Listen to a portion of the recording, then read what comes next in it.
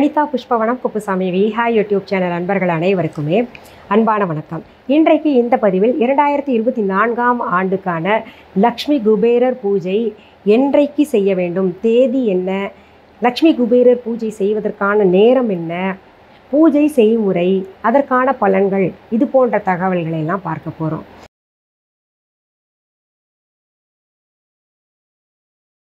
அதற்கு முன்பாக இன்றைக்கு பிறந்தநாள் மற்றும் திருமண நாள் காண இருக்கின்ற அனைவருக்குமே என்னுடைய வாழ்த்துகள். உங்களுடைய வாழ்க்கையில் நீங்கள் அனைத்து நலங்களும் வளங்களும் கிடைக்க பெற்று நீடூழி வாழணும்னு நான் இறைவன் கிட்ட பிரார்த்திக்கிறேன். இந்த காணொளியை காண்கின்ற அனைவருக்குமே இந்த நாள் இனிய நாளாக அமையட்டும். லக்ஷ்மி குபேரர் பூஜை எல்லாருக்குமே ரொம்பவே பிடிச்ச பூஜை இல்லையா? இப்போது என்னுடைய பதிவுகள் தொடர்ந்து பார்க்கக்கூடியவர்கள் லக்ஷ்மி குபேரர் பூஜை செய்யாமல் இருக்க மாட்டாங்க.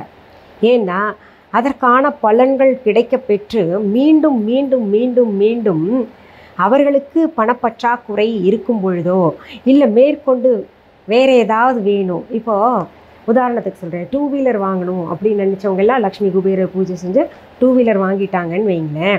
அடுத்தது கார் வேணும்னு நினச்சா லக்ஷ்மி குபேரர் பூஜை செய்கிறாங்க. அடுத்தது வீடு வாங்கணுன்னா லக்ஷ்மி குபேரர் பூஜை செய்கிறாங்க. இப்படி பார்த்திங்கன்னா தொடர்ந்து லக்ஷ்மி குபேரர் பூஜை செய்து இப்படி தொடர்ந்து லக்ஷ்மி குபேரர் பூஜை செய்தவங்க பலன் கண்டவர்கள் எல்லாம் ஏராளமானவர்கள் இருக்கிறாங்க. எனக்கே ரொம்ப ஆச்சரியமாக இருக்குங்க. என்கிட்ட நேரில் பார்க்கும்போது சொல்லுவாங்க, மேடம் இந்த பூஜை செஞ்சு நாங்கள் என்ன தெரியுமா, என்னென்ன கிடைச்சி தெரியுமான்னு ஒரு லிஸ்ட்டு போடுவாங்க. நான் அப்படியே பார்த்துட்ருப்பேன், உண்மையாவா, அப்போ நான் கம்மியாக தான் சொல்லியிருக்கேன் உங்களுக்கு பலன்கள் எல்லாம் அப்படின்ற மாதிரி நினப்பேன். நிறைய இந்த பூஜை செய்து நிறைய பலன்கள் அடைஞ்சிருக்காங்க, ரொம்ப நல்லா இருக்காங்க. அதனால் என்ன பண்ணுறீங்கன்னு நீங்கள் இந்த தீபாவளிக்கு 1 மாதத்துக்கு முன்னாடி இந்த வருஷம் லக்ஷ்மி குபேர பூஜை எப்போது சீக்கிரத்தில் மேடம் போட சொல்லுங்கள், அந்த பதிவை தேதி சொல்லுங்கள், அதுக்கான விளக்கங்கள்லாம் தர சொல்லுங்கள் அப்படின்ற மாதிரி கஸ்டமர் கேர் நம்பர், அதாவது விஹா ஆன்லைன் கஸ்டமர் கேர்லேயும் தொடர்பு கொண்டு மற்றும் நேரில் கடைக்கு வர்றீங்களா விஹா ஆன்லைன் ஸ்டோருக்கு வர்றவங்க கூட என்ன பண்ணுறீங்கன்னா இது கேட்டுக்கீங்க, அதாவது விருப்பமாக சொல்லிட்டு போகிறீங்க. அதற்காக தான் சீக்கிரத்துலேயே இந்த பதிவு கொடுக்குறேன். ஏன்னா ஒரு பதிவு சீக்கிரத்துலேயே கொடுத்தேன்னா தான் உங்களுக்கு அதற்கான பொருள்களை சேகரிக்கவும் அந்த பூஜை எப்படி செய்யணுன்றது கொஞ்சம் ஆணித்தரமாக மனதில் பதித்து கொள்ளவும் பயனுள்ளதாக இருக்குன்றதுக்காக தான் கேட்குறீங்கன்றது எனக்கு புரியுது. சரி, இப்போது இந்த வருஷம் லக்ஷ்மி குபேரர் பூஜை என்னைக்கு அப்படின்னு கேட்டிங்கன்னா தீபாவளி என்னைக்கு அப்படின்னு முதல்ல பார்த்துடலாம். தீபாவளி இந்த 2024ஆம் ஆண்டு வருகின்ற அக்டோபர் மாதம் 31ஆம் தேதி இல்லையா? சரியாக தானே சொல்கிறேன்? சரி, இந்த 31ஆம் தேதி தீபாவளி அப்படின்னா நம்ம அதிலிருந்து 3ஆம் நாள் முன்னாடி எடுத்துக்கணும். 31, 30, 29 அன்னைக்கு திரையோதசி நாள். இந்த 29ஆம் தேதி தான் திரையோதசி நாளில் இந்த தன் திரையோதசி அப்படிம்பாங்க. இந்த நாளில் தான் நம்ம லக்ஷ்மி குபேரர் பூஜை செய்யணும். அந்த லக்ஷ்மி குபேரர் பூஜைக்கான சிறப்பான நாள் இதுதான். ஒவ்வொரு வருடமும் தீபாவளி அன்னைக்கு இந்த திரையோதசி திதி தன் திரையோதசி நாள் என்னைக்கோ அன்றைக்கே யமதீபமும் ஏற்றுவார்கள். அன்றைக்கு ஏற்றுகின்ற யமதீபம் நாள் தீங்கு எதுவும் நடைபெறாது, அது சுபமானது. அதை பற்றி நான் உங்களுக்கு தனியாக ஒரு பதிவு தர்றேன். இப்படிப்பட்ட இந்த தன் திரையோதசி சுபமான நாளில் தான் நம்ம லக்ஷ்மி குபேரர் பூஜை செய்து நமக்கான பலன்களை அடைந்து கொள்ள வேண்டும். இல்லை, நீங்கள் தப்பாக சொல்கிறீங்க. நிறைய பேர் பார்த்தீங்கன்னா தீபாவளி அன்னைக்கு தான் லக்ஷ்மி குபேரர் பூஜை செய்யணும் அப்படின்னு சொல்லியிருக்காங்க. அப்படின்னு சொன்னீங்கன்னா பரவாயில்ல, செஞ்சுக்கோங்க. பூஜை அப்படின்றது பார்த்திங்கன்னா என்றைக்கு வேணால் செய்யலாம், எந்த நேரத்தில் வேணால் செய்யலாம். அதற்கான பலன்கள் நமக்கு கட்டாயம் கிடைக்கும். ஆனால் நான் பிறப்பால் வடக்கிந்திய பெண், மற்றபடி பார்த்திங்கன்னா தமிழ்நாட்டு மருமகள் தான். இப்போ நான் முழுசும் அப்படி தான் மாறியிருக்கேன். நான் சொன்னால் தான் தெரியும் நான் நார்த் இந்தியன், இல்லாட்டி உங்களுக்கு யாருக்குமே தெரியாது. அந்த வகையில் நான் தமிழ்நாட்டு மருமகளாக, தமிழ்நாட்டு பெண்மணியாக இப்போ என்னுடைய வாழ்க்கை முறையை நடத்திக்கிட்டு இருக்கிறேன் இல்லையா? அதனால் எனக்கு கொஞ்சம் இந்த இதை பற்றியெல்லாம் கூடுதல் தகவல்கள் தெரிய வாய்ப்பு இருக்குது இல்லையா? இதை நம்புறீங்கன்னா நீங்கள் கேளுங்க. தீபாவளி அன்றைக்கி லக்ஷ்மி பூஜை தான் செய்வாங்க. தன்தேரஸ் நாள் அன்றைக்கி தான் லக்ஷ்மி குபேரர் பூஜை செய்வாங்க. எங்கள் வீட்டில் ஒவ்வொரு ஆண்டுமே 5 பண்டிதர்கள், குருமார்கள், பிராமின்ஸ், பெரிய வேதமெல்லாம் நல்லா படித்தவங்க அவங்க பூஜையே செஞ்சு தருவாங்க. எனக்கு வீட்லேயும் செய்வாங்க, நானும் செய்வேன். அப்போது பண்டிதர்களுக்கு தெரியாததா நமக்கு தெரிஞ்சிட போகுது இல்லையா? ஒன்று தெரிஞ்சு தானே அவங்க வந்து அன்றைக்கி பூஜை செய்கிறாங்க. இது வழக்கம். அதனால் நம்ம யாரையும் குறை சொல்லாமல் பூஜை எப்போ வேணால் செஞ்சுக்கோங்க. ஆனால் நான் சொல்கிறது இதுதான், 29ஆம் தேதி இந்த தன்தேரஸ் நாளன்னைக்கு, தன் திரையோதசி நாளன்னைக்கு லக்ஷ்மி குபேரர் பூஜை செய்ய வேண்டும். அந்த லக்ஷ்மி குபேரர் பூஜை எப்படி செய்யணுன்றது சுருக்கமாக சொல்லிடுறேன். அதற்கு உரிய பொருள்கள் என்னென்ன தேவையோ அதை நான் சொல்லிடுறேன். அந்த பொருள்கள் அனைத்தும் வாங்கணுமா அப்படின்னு கேட்டிங்கன்னா கட்டாயம் நீங்கள் தான் முடிவு பண்ணிக்கணும். ஏன்னா பொருளாதாரத்தை வைத்து நீங்கள் முடிவு பண்ணுங்கள். கட்டாயம் இந்த பொருள்கள் வச்சு தான் நமக்கு எல்லா பலனும் கிடைக்குமா அப்படின்னு கேட்டிங்கன்னா அதை நான் என்றைக்குமே ஊக்குவிக்க மாட்டேன். இது ஆரம்பத்திலேருந்தே உங்களுக்கு தெரிஞ்ச செய்தி தான். நான் தான் மொதல் சொல்லியிருப்பேன், எது இருக்கோ அதை வச்சு நீங்கள் பூஜை செய்யுங்க, மனநிறைவாக செய்யுங்க. இந்த டயலாக் இப்போ எல்லாருமே பின்பற்ற ஆரம்பிச்சிட்டாங்க. அப்படி நிறைவாக எந்த பொருள் இருந்தாலும் அதை வைத்து நிறைவாக நீங்கள் பூஜை செய்யுங்க. மனசு திருப்தி அடைகிற மாதிரி செய்யுங்க, சரியா? ஆனால் என்ன பொருள்கள் வைத்து பண்ணணும் அப்படின்றத நான் சொல்லிடுறேன். அதற்கான பொருள்கள் இருக்குது, அதனால தான் நான் சொல்கிறேன், இல்லாட்டி நான் சொல்ல மாட்டேன். சரி, என்னென்ன பொருள்கள் தேவை அப்படின்னு பார்த்துடலாம். லக்ஷ்மி குபேரர் சிலை அல்லது படம், அது சின்னதோ பெருசோ அது நீங்கள் முடிவு பண்ணிக்கோங்க. அடுத்தது லக்ஷ்மி குபேரர் எந்திரம். அடுத்தது லக்ஷ்மி குபேரர் அகல் விளக்கு, பித்தளையிலையும் இருக்குது, இல்லை பச்சை விளக்கு எந்திரம் பொறிச்சு வரைந்தது இருக்குது. அடுத்தது லக்ஷ்மி குபேரருக்கு பச்சை தான் எல்லாமே சிறப்பு, அப்படி வழிபாட்டிற்குரிய பொருள்கள் எல்லாமே பச்சை நிறத்தில் இருக்கணும் அப்படின்னு காலங்காலமாக கடைபிடித்து வந்த காரணத்தினால கோவிலில், லக்ஷ்மி குபேரர் கோயில்லையும் அப்படி தான் சொல்கிறாங்க, கடைபிடிச்சிக்கிட்டு வர்றாங்க. அதை பார்த்தேன் நானே. எங்கள் வீட்லேயும் வந்து அவங்க பூஜை செஞ்சாங்க, இப்படின்னு சொல்லி கொடுத்தாங்க. அதனால் நான் உங்களுக்கு சொல்கிறேன், பச்சை திரி அதை வைத்து நம்ம விளக்கு ஏற்ற வேண்டும். நெய் அல்லது நல்லெண்ணெய், இல்லை பஞ்சதீப எண்ணெய். இந்த பஞ்சதீப எண்ணெய் அப்படின்னோடனே பஞ்சதீப எண்ணெய் எல்லா இடத்துலையும் வாங்கிடாதீங்க. எங்கிட்ட நீங்கள் வாங்கலைனாலும் பரவாயில்ல, எங்கேயும் வாங்காதீங்க. ஏன்னா இந்த சமீபத்தில் எனக்கு செய்தி கிடச்சிது, இந்த எண்ணெய் எல்லாம் பொறிச்சு மீதம் இருக்குல்ல, அந்த எண்ணெயில் தான் பஞ்சதீப எண்ணெய் நிறைய பேர் தயாரித்து மிக குறைந்த விலையில் கொடுத்துட்ருக்காங்கன்னு நானே ரொம்ப ஆச்சரியப்பட்டேன். எப்படா பஞ்சதீப எண்ணெய்லாம் வந்து 180 ரூபாய்க்கு 100 ரூபாய்க்கெல்லாம் கொடுத்துட்ருக்காங்க, நம்ம இவ்வளோக்கு விற்கிறோமே, பார்க்குறவங்க என்ன நினைப்பாங்க, நம்மளை திட்டுவாங்களே அப்படின்னு. நான் நெய்யெல்லாம் சேர்க்குறேங்க, முறைப்படி எப்படி செய்யணுமோ அதை சேர்த்து தான் நான் செஞ்சுக்கிட்டு இருக்கேன். ஆனால் எனக்கு தகவல் கிடைத்தது என்ன அப்படின்னு பார்த்திங்கன்னா, இந்த பொரிச்ச எண்ணெய் எல்லாம் மீதம் இருக்கு இல்லையா, அதெல்லாம் வாங்கிட்டு வந்து கடவுளுக்கு ஏற்றுறோமே அப்படின்ற ஒரு பய உணர்ச்சி கூட இல்லாமல் அதில் வந்து சென்ட் கலந்து விற்கிறாங்களாம் பஞ்சதீப எண்ணெய். சிலர் விற்கிறவங்களுக்கு தான் நான் சொல்கிறேன், விற்காதவர்களுக்கு இந்த செய்தி வந்து எந்த தாக்கமும் கிடையாது, சரியா? அதனால் நீங்கள் வந்து நல்லெண்ணெய் இல்லாட்டி வந்து நெய் இல்லாட்டி நல்ல பஞ்சதீப எண்ணெய் உங்களுக்கு நிறைவு தருது அப்படின்னா அதில் ஏற்றிக்கோங்க. அடுத்தது நம்ம நைவேத்தியமாக வைக்கக்கூடியது இனிப்பாக இருக்க வேண்டும். நம்ம பால் சம்மந்தப்பட்ட பாயாசமோ, பால் இந்த ஸ்வீட்ஸ் அல்லது ட்ரை ஃப்ரூட்ஸ் கலந்தது, இல்லை பழங்கள், இல்லை பாலில் நீங்கள் நாட்டு சக்கரை இல்லாட்டி கல்கண்டு போட்டு வைக்கிறது, எளிமையாக சக்கரை பொங்கல், இந்த மாதிரி எது வேணால் வச்சுக்கோங்க. எல்லாமே பச்சையாக இருக்கணும் அப்படின்ற காரணத்தினால பச்சை துணி விரிச்சுக்கணும். நம்ம மனையில் நீங்கள் மனை எந்த நிறத்தில் இருந்தால் கூட அது மேலே பச்சை நிற துணியை விரிச்சுக்கோங்க. இப்போ பச்சை நிற மனையை நம்ம வீஹா ஆன்லைனில் கொடுத்துக்கிட்டு இருக்கிறோம். அதுவும் வேணும் அப்படின்னு நினைக்கிற வாங்கிக்கோங்க. இல்லை முடியல அப்படின்றவங்க கட்டாயம் பார்த்திங்கன்னா எந்த பொருள் இருக்கோ அதை வச்சு பூஜை செய்யுங்க, சரியா? சரி, பச்சை துணியை விரித்து அதுக்கு மேலே நம்ம வந்து லக்ஷ்மி குபேரர் படம் அல்லது ஃபோட்டோவை வடக்கு திசை நோக்கி வைக்க வேண்டும். அப்போ தெற்கு திசை நோக்கி தான் படமோ அல்லது சிலையோ வைக்கலாமா அப்படின்னு கேட்டிங்கன்னா, தெற்கு திசையில் வைக்கிறது தவறு கிடையாது. தனி பூஜை அறை, தனி செல்ஃப் தான் இப்போல்லாம் வச்சு பூஜை பண்ணிக்கிட்டு இருக்கோம். திறந்த வெளியில் நம்ம வச்சு பூஜை பண்ணுறப்போ தான் நம்ம திசையை சரியாக பார்க்கணும். சரியாக மூடி இருந்ததுன்னா 4 பக்கமும் மூடி இருக்கக்கூடிய அறையிலையோ 4 பக்கமும் அடைத்து இருக்கக்கூடிய செல்ஃப்லேயோ பார்த்திங்கன்னா நம்ம தெற்கு பக்கத்தில் சுவாமியை வைக்கலாம், தவறு கிடையாது. வட திசையை நோக்கி சிவபெருமான் இருக்கக்கூடிய திசையை நோக்கி தான் நம்ம எப்போவுமே படமோ சிலையோ வச்சு வழிபாடு செய்யணும்.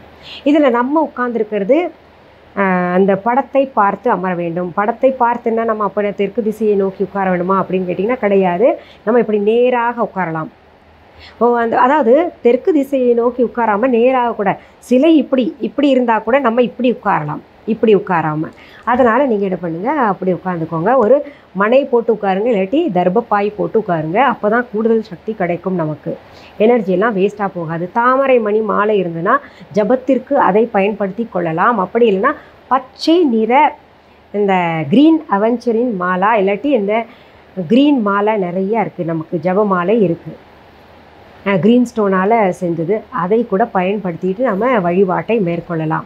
வழிபாடு மேற்கொள்கின்றவர்கள் சொல்ல வேண்டிய மந்திரம் நிறைய கூகுள்லேயே இருக்குது. யாருக்கு சுலபமாக வாயில் என்ன வருதோ அந்த மந்திரத்தை பயன்படுத்தி லக்ஷ்மி குபேரர் காயத்ரி மந்திரம் இருக்குது, லக்ஷ்மி குபேரருடைய 108 போற்றி இருக்குது, லக்ஷ்மி குபேரருக்கான பீஜ மந்திரம் இருக்குது. இப்படி எதுவுமே எங்களுக்கு வாயில் நுழைகல, எல்லாமே சமஸ்கிருதமாக இருக்குது அப்படின்னு நினைக்கிறவங்க ஓம் ஸ்ரீ லக்ஷ்மி குபேராய நமக, ஓம் ஸ்ரீ லக்ஷ்மி குபேராய நமக இதை மட்டும் 108 தடவை சொல்லிக்கிட்டு பச்சை நிற குங்குமத்தால் அர்ச்சனை செய்துக்கோங்க. இப்படி செய்த இந்த குங்குமத்தை எடுத்து நீங்கள் தினசரி வச்சுக்கிட்டு வாங்க. சரிங்க, இந்த பூஜையை தன்தேரஸ் நாள் அன்னைக்கு மட்டும் செய்தால் போதுமா, இல்லை நம்ம தொடர்ந்து அந்த பணம் இந்த ஒரு நாள் செஞ்சாலே நிறைய வித்தியாசம் இருக்குது, தொடர்ந்து எங்களுக்கு பொருளாதார நெருக்கடியெல்லாம் நிறையா இருக்குது, தொடர்ந்து செய்யலாமா அப்படின்னு கேட்டிங்கன்னா தொடர்ந்து தன்தேரஸ்லேருந்து தொடர்ந்து 48 நாள்கள் நீங்கள் இந்த லக்ஷ்மி குபேரர் பூஜையை செய்வது ரொம்பவே சிறப்பு. இதற்கு சின்ன உதாரணமாக, அதாவது எடுத்துக்காட்டாக நான் சொல்கிறேன், நம்ம டாக்டர்கிட்ட போகிறோம், டாக்டர் மருந்து மாத்திரை இத்தனை ஒரு கோர்ஸ் நீங்கள் முடிச்சே ஆகணுங்க, அப்போ தான் உங்களுக்கு இருக்கக்கூடிய பிரச்சனை தீரும், வியாதி தீரும் அப்படின்னு கொடுப்பாங்க. அதை நம்ம தினமுமே சாப்பிட்டா சீக்கிரத்தில் அந்த பிரச்சனை நமக்கு இருக்கக்கூடிய நோய் தீரும். அப்படி இல்லாமல் அப்போ ஒன்று இப்போ ஒன்று ஞாபகம் இருக்கப்போ சாப்பிட்றது, இல்லை 2 நாளுக்கு ஒரு தடவை விட்டு சாப்பிட்றது, இப்படிலாம் செய்கிறதுனால நமக்கு நோய் தீருமா அப்படின்னு கேட்டிங்கன்னா தீராது, சீக்கிரத்தில் தீராது, தீரும் தாமதமாக தீரும். அதே போல் தான் நம்மளுடைய பிரச்சனைகள், பணப்பிரச்சனை தீரணும், பொருளாதார பிரச்சனை தீரணும், கடன் பிரச்சனை தீரணும் அப்படின்னு நினைக்கிறவங்க எல்லாருமே தொடர்ந்து 48 நாள்கள் இந்த லக்ஷ்மி குபேர பூஜையை செய்யுங்க. அப்படி செய்ய முடியல அப்படின்னு நினைக்கிறவங்க தன்தேரஸ் அன்னைக்கு பூஜையை ஆரம்பித்து வியாழக்கிழமையாவது இந்த பூஜையை செய்யுங்க. சரிங்க, எந்த நேரத்தில் பூஜை செய்யணும், மாலை நேரத்தில் செய்யணுமா, காலை நேரத்தில் செய்யணுமா அப்படின்னா, இந்த ஆண்டு தன்தேரஸ் அன்னைக்கு லக்ஷ்மி குபேரர் பூஜைக்கான நேரமாக சொல்லப்பட்டது பார்த்திங்கன்னா சாயங்காலம், அதாவது மாலை நேரம் 6:44 அந்த டியூரேஷன், அந்த பூஜா டியூரேஷன் அப்படின்னு இருக்கு இல்லையா, மாலை நேரத்தில், அதாவது ஈவினிங் 6:44 8:11 வரைக்கும், 8:11 PM வரைக்கும், அதாவது 8:11 வரைக்கும் லக்ஷ்மி குபேர பூஜைக்கான முகூர்த்த நேரமாக இருக்குது. எனக்கு அந்த நேரத்தில் செய்ய முடியாதுங்க, செய்யறதுக்கு நேரம் இல்லை வேறு வேலை வந்துருச்சு அப்படின்னு நினைக்கிறவங்க 48 நாள்களும் தொடர்ந்து காலை நேரத்தில், அந்த பிரம்ம முகூர்த்த நேரத்தில் செய்யலாம். இல்லை உங்களுக்கு வசதிப்படுகின்ற நேரம் காலையில் 11 மணி, அதாவது 11:30 மணிக்குள்ளே செஞ்சு முடிச்சிருங்க இந்த பூஜையை. மாலை நேரத்தில் நீங்கள் இந்த விளக்கு வச்ச பின்னாடி இந்த 6:45 மணி சொன்னேன் இல்லையா, 6:44 இதுக்கு மேலே நீங்கள் செய்யலாம். தொடர்ந்து 48 நாள்கள் நீங்கள் செய்யும்போது பார்த்திங்கன்னா 6:45 மணியிலிருந்து மாலை நேரத்தில் நீங்கள் இரவு 10 மணிக்குள்ளே எந்த நேரத்தை வேணால் செலக்ட் பண்ணிக்கோங்க. உங்களுக்கு வசதியான நேரத்தை தேர்வு செஞ்சுக்கணும், காலை அல்லது மாலை நேரத்தில். அந்த தேர்வு செய்த நேரத்தில் ஒரே நேரத்தில் தான் 48 நாள்களும் செய்யணும். மாறி மாறி மாறி மாறி செய்யக்கூடாது, அப்போ தான் கூடுதல் பலன்கள் நமக்கு கிடைக்கும். இதற்கான காரணங்கள் எல்லாம் ஏற்கனவே நான் சொன்ன பதிவுகளில் சொல்லியிருக்கேன். சரி, இப்போது எங்களுக்கு பீரியட்ஸ் ஆயிடுச்சு, தன்தேரஸ் அன்னைக்கு நாங்கள் பூஜை பண்ண முடியல அப்படின்னு நினைக்கிறவங்க பிரச்சனை இல்லை, கவலைப்படாதீங்க. வெளியில் நீங்கள் பூஜை அறைக்கு வெளியிலேயே இருந்து கொண்டு ஓம் லக்ஷ்மி குபேராய நமக இல்லை லக்ஷ்மி குபேரருக்குரிய மந்திரங்களை நான் சொன்ன நேரத்தில் சொல்லிக்கிட்டு இருங்க, பிரச்சனையே கிடையாது. மனக்கண்ணில் நீங்கள் லக்ஷ்மி குபேரர் படத்தை நினச்சிக்கோங்க, நீங்கள் அர்ச்சனை செய்கிற மாதிரியே கற்பனை பண்ணிக்கிட்டு நீங்கள் சொல்லலாம், தவறு கிடையாது. அப்படி செய்கிறதுனாலையும் நமக்கு பலன்கள் உண்டு. அதற்கு பிறகு நீங்கள் பீரியட்ஸ் எல்லாம் முடிஞ்ச பின்னாடி வியாழக்கிழமை தொடங்கி, இல்லை தீபாவளி அன்றைக்கி செய்யணும்னு நினச்சிங்கன்னா கூட பிறர் சொல்வது போல் தொடங்கலாம். செய்து நீங்கள் இந்த பூஜையை தொடர்ந்து செய்யலாம். சரிங்க, இப்போ 48 நாள் செய்கிறோம், எங்கேயாவது தீட்டு வீட்டுக்கு போயிட்டு தொடரலாமா அப்படின்னு கேட்டிங்கன்னா தாராளமாக தொடரலாம். வீட்டுக்கு போயிட்டு வந்த பின்னாடி மிக நெருங்கிய உறவாக இருந்தால் 16 நாள் தீட்டு கழித்த பின்னாடி மறுபடியும் முழுவதுமாக ஆரம்பிக்கணும். ஏன்னா தீட்டு பட்டுருச்சு, 16 நாள் கேப் விட்டுட்டோன்னா மறுபடியும் புதுசாக தான் பூஜையே ஆரம்பிக்கணும். அதுவும் 1 மாதம் கழித்து 30 நாள் கழித்து மிகவும் நெருங்கிய ரத்த சொந்தம் இருக்கு இல்லையா, அது போன பின்னாடி, அதுவும் யாருன்னா கணவர் வீட்டு சைடு ரத்த உறவுகள், இந்த பங்காளி அப்படியெல்லாம் இருக்காங்க இல்லையா, அப்படி இருக்கும்போது தான் நீங்கள் இப்படி கடைபிடிக்கணும். இல்லை ஒரு பெண்ணுடைய வீட்டு சைடில் ஏதாவது தீட்டு ஆயிருந்துச்சின்னு வைங்களேன், அதற்கு பார்த்திங்கன்னா மொத்தமே அந்த தீட்டு கழிக்க நாள் இருக்கு இல்லையா, அது வரைக்கும் தான் பின்பற்றணும். அதற்கு பிறகு எந்த தீட்டும் கிடையாது. இன்னும் சொல்லப்போனால் 3 நாள் தான் தீட்டு அப்படிம்பாங்க. எப்பேற்பட்ட உறவாக இருந்தாலும் அப்படி தான் சொல்லுவாங்க. ஆனால் மனசு தான் நமக்கு இடம் கொடுக்காது இல்லையா, அதனால். சரி, இப்போது நீங்கள் வந்து இந்த பீரியட்ஸ் ஆயிடுச்சு நடுவில் பூஜை பண்ணும்போது அப்படி இந்த 4 நாள் தலைக்கு ஊற்றணும், 5 நாள் தலைக்கு ஊற்றணும், அதை எப்படி கட் பண்ணிவிட்டு மறுபடியும் மீண்டும் தொடங்கணுமா அப்படின்னு கேட்டிங்கன்னா கிடையாது. நீங்கள் பீரியட்ஸை வந்து கணக்கில், அதாவது 5 நாள் கணக்கு முடிஞ்ச பின்னாடி ஒரு 6 நாள் பூஜை செஞ்சுருந்தீங்கன்னா 5 நாளுக்கு அப்புறம் 7ஆவது நாள் 8ஆவது நாளானே நீங்கள் தொடர்ந்து பூஜை செய்யணும். இது வந்து இந்த பூஜையை யார் வேணால் செய்யலாங்க. அதாவது கணவரை இழந்த பெண்ணும் செய்யலாம். இது நிறைய பேர் கேட்குறீங்க, செய்யலாம். அவங்களும் மனுஷங்க தானே. அப்புறம் எல்லாருமே செய்யலாம், வயது வித்தியாசமே கிடையாது. யாருக்கு செய்யணும்னு தோணுதோ அவங்க செஞ்சுக்கலாம். இந்த பூஜை செய்கிறதுனால கட்டாயம் நல்ல பலன்கள் கிடைக்கும் உங்களுக்கு. அதே நேரத்தில் இந்த பூஜை செஞ்சுட்டு அப்படியே காலை ஆட்டிக்கிட்டு இல்லை தூங்கிட்டு இருக்காதீங்க, உழைக்கணும். எப்போவுமே உழைத்தால்தான் சனி பகவானும் நமக்கு செல்வத்தை தருவார், மகாலட்சுமி தாயாரும் கொடுப்பாங்க, லக்ஷ்மி குபேரரும் தருவார். அதனால் உழைத்து பலன் கிடைக்காதவர்களுக்கு இப்படி வழிபாடு செய்து நமக்கு இருக்கக்கூடிய பொருளாதார நெருக்கடியை நம்ம சரி செய்து கொள்ளலாம். இல்லை எங்கேயோ ஒன்று லாக் ஆகிருக்கும் பார்த்தீங்களா, எல்லாமே இருந்தும் நேரம் எங்களுக்கு கிளிக் ஆகலை அப்படின்னு நினைக்கிறாங்கல்ல, அவங்களுக்கெல்லாம் இந்த பூஜை செய்து உங்களுடைய பிரச்சனைகளை, அதாவது பணப்பிரச்சனையை தீர்த்து கொள்ளலாம். சரி, இந்த பூஜை கட்டாயம் உங்களுக்கு பயனுள்ள பூஜையாக இருக்கும். எப்போவுமே ஒரு வழிபாடு பார்த்திங்கன்னா நீங்கள் பார்த்தீங்கன்னா அத்தோடு இல்லாமல் பிறருக்கு நீங்கள் ஷேர் பண்ணணும். உங்களுடைய ஃப்ரெண்ட்ஸ் ரிலேட்டிவ்ஸ்க்கெல்லாம் ஷேர் பண்ணுங்கள். அவங்க பூஜை செய்வாங்க இல்லையா, அதனுடைய பலன்களும் உங்களுக்கு வந்து சேரும். ஏன்னா நீங்கள் காமிச்சு கொடுக்கறதுனால. இப்போ நான் தைரியமாக உங்களுக்கெல்லாம் பூஜை சொல்கிறேன் பார்த்தீங்களா, நீங்கள் பூஜை செய்ய செய்ய எனக்கும் அதில் ஒரு துளியாவது பலன் கிடைக்கும் கட்டாயம். அதனால் நீங்கள் என்ன பண்ணுங்கள், இந்த லக்ஷ்மி குபேரர் பூஜை செய்து, அதனால் நீங்கள் என்ன பண்ணுறீங்க, இந்த பதிவை பார்த்த உடனேயே உங்கள் ஃப்ரெண்ட்ஸ் ரிலேட்டிவ்ஸ்க்கெல்லாம் கட்டாயம் ஷேர் பண்ணணும். இது வரைக்கும் என்னுடைய யூடியூப் சேனலை சப்ஸ்கிரைப் பண்ணாதவங்க உடனே சப்ஸ்கிரைப் பண்ணிக்கோங்க. இன்னொரு முக்கியமான விஷயம் சொல்கிறேங்க, தீபாவளிக்கு ஆஃபர் இல்லையா, என்ன கொடுக்க போகிறீங்க, வருடந்தோறும் கொடுப்பீங்களே, அதனால் நாங்கள் நல்ல பலன் அடைஞ்சிருக்கோம் அப்படின்லாம் சொல்கிறவங்களுக்காக சொல்கிறேன். தீபாவளி ஆஃபர் உங்களுக்கு ஸ்பெஷலாக இந்த லக்ஷ்மி குபேரர் பூஜைக்கு ஏற்ற மாதிரியே கொடுக்குறேன். அதுவும் நான் பூஜை செய்து மந்திரங்கள் சொல்லி உருவேற்றி தான் உங்களுக்கு எல்லாம் கொடுக்குறேன். இந்த பதிவு பார்த்த உடனே ஆஃபர் பற்றி தெரியாதவங்க, ஆஃபர் வந்து ஆரம்பிச்சிட்டோம் நாங்கள், ஆஃபர் பற்றி தெரியாதவங்க என்ன பண்ணுங்கள், உடனே நீங்கள் ஆர்டர் போடுங்க. ஆர்டரோடு சேர்த்து நாங்கள் தீபாவளி கொடுக்க வேண்டிய கிஃப்டை உங்களுக்கு சேர்த்து வைப்போம். அது உங்களை பூஜைக்கு பயனுள்ளதாக இருக்கும். அந்த கிஃப்ட்டை நீங்கள் வந்து அதில் ஒரு லக்ஷ்மி குபேர காயின் கொடுப்போம், அதை பூஜை செஞ்சு கொடுப்பேன், அதை வந்து நீங்கள் உங்கள் பர்ஸ்லேயே வச்சுக்கோங்க. நல்ல மாறுதல்கள் கிடைக்கும். சரி, இன்றைக்கு இந்த பதிவு கட்டாயம் உங்களுக்கு பயனுள்ள பதிவாக இருக்கும். இதை உங்களுடைய உற்றார் உறவினர்களுக்கு கட்டாயம் பகிரணும் அப்படின்றது என்னுடைய தாழ்மையான வேண்டுகோள். இதுவரைக்கும் என்னுடைய யூடியூப் சேனலை சப்ஸ்கிரைப் பண்ணாதவங்க உடனே சப்ஸ்கிரைப் பண்ணிக்கோங்க. பண்ணிவிட்டு பக்கத்தில் ஆல் என்கின்ற பட்டனை அழுத்தி விடுங்க. அப்போ தான் என்னுடைய பதிவுகள் அத்தனையுமே உங்களுடைய கவனத்திற்கு தொடர்ந்து வந்து சேரும். சரி, இந்த பதிவை முடிப்பதற்கு முன்பாக நம்முடைய விஹா ஆன்லைன் பற்றி சொல்கிறேன். விஹா ஆன்லைன் என்பது எங்களுடைய ஆன்லைன் ஷாப். viha.online இ-காமர்ஸ் வெப்சைட்டும் நான் நடத்திட்டு வரேன். விஹா ஆன்லைன் ஷாப்பிங் ஆப்பும் இருக்குது. மற்றும் பொருள்களை நேரில் பார்த்து வாங்குறவங்களுக்காக சென்னை ராஜா அண்ணாமலைபுரத்தில் விஹா ஷாப், விஹா கடையை நடத்திக்கிட்டு வர்றோம். இப்போது இந்த விஹா பற்றி முதலாக தகவல் கேட்குறவங்க, என்னன்னு தெரியலையே எங்களுக்கு, கொஞ்சம் இன்னும் விரிவாக சொல்லுங்கள் அப்படின்னு கேட்குறவங்களுக்காக இன்னும் கூடுதல் தகவல்கள் சொல்கிறேன்.